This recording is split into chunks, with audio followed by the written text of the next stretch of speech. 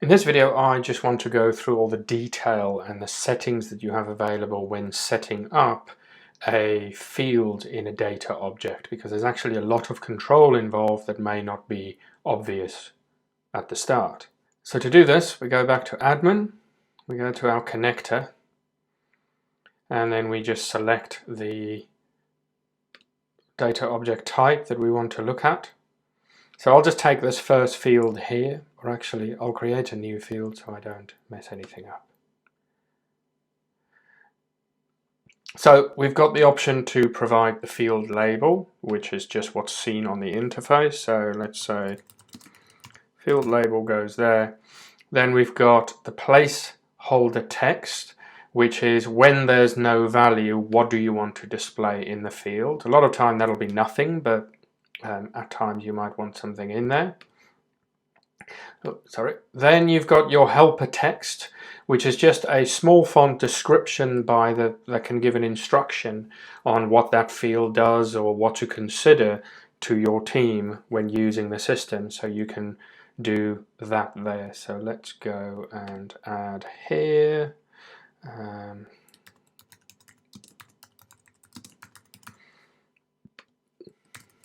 Here is some helper text. And then I can go and choose my field type.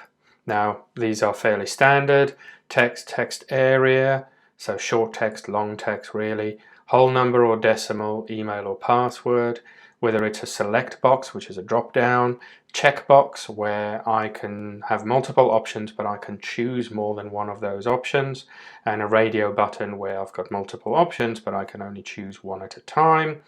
I've got a date picker, date, time, and then a URL. So those are my options there. I'm just going to go for text here for the moment. And then I can set it to have a default value, which is more when you've got drop-down field selection and stuff where you want the default value to be set. So you can go in and set that. So if I just go in here, or if I put default value, you won't see the placeholder text. So we'll leave that blank, but that's what that is there for. Then you've got these three options here. Is this a data reference field?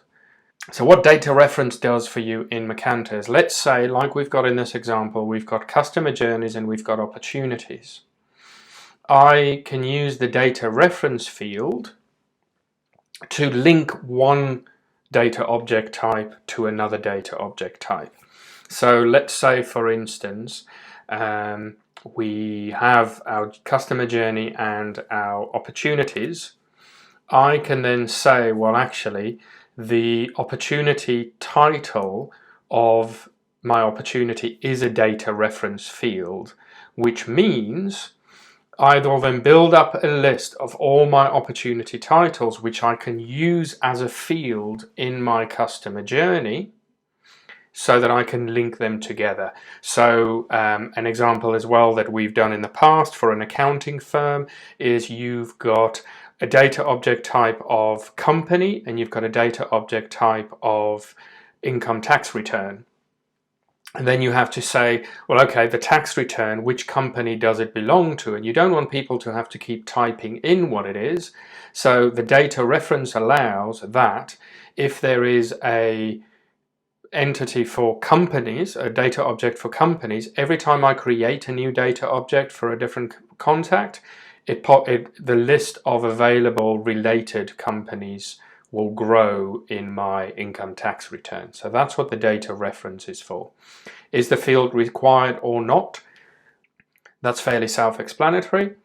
You won't be able to save the data object without having completed that field if it's set to required. And then we've got, is the field contact specific? The best way to think about contact specific is, let's say we have a flight that we're booking.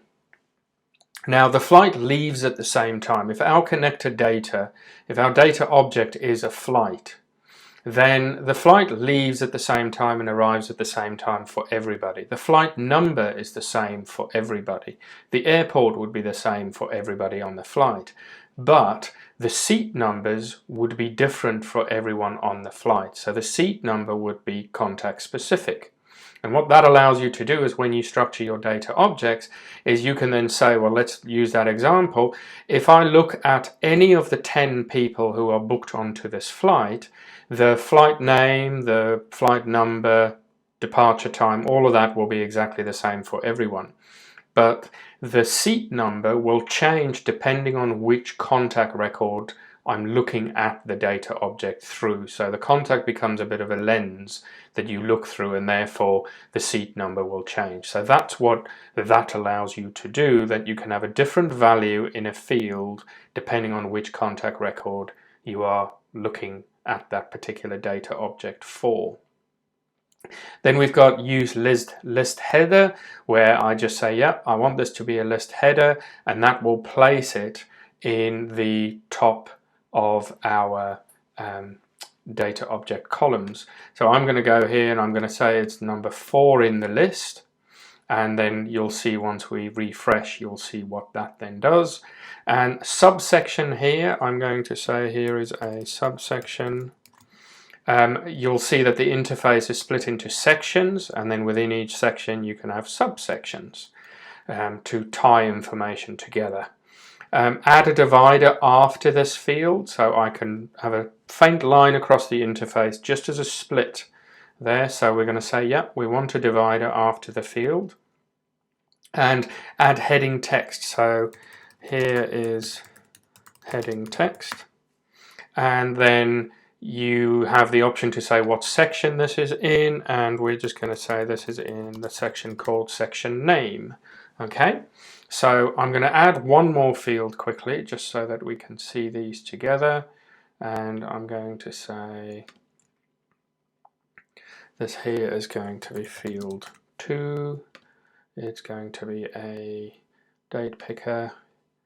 It's not data reference. I'm going to leave those as they are. We won't get into that right now. Not a list header. Is it in a subsection? We'll put it in sub 2. We don't want a divider, we don't want that, and it is in the what section did I call it? I can't remember now. This one here is called section name. I should remember that, shouldn't I? So section name. Okay, so now I save that. So I can refresh, go to the opportunities, and here you can see I've got my fields in the headers that we put in here. So now I can see easily, okay, there's one there where that's the title, it's in open, no close date yet, and that field label field is not populated. You can then see here we've got our fields. These have no subsection here, but if I go and look at here, I can see I've got my subsection and I've got my second subsection. I've got my heading text that we entered, then I've got the field, I've got the placeholder text, I've got the helper text below that, and that thin line there, I've got a divide there as well. So if there were fields, any more fields lower down, they would be divided by that thin line, just as another indicator of a different section of information perhaps. So that's where the control for all these different fields, how they come into play. There's a lot of information there, and you can dig into that. Any questions, let us know.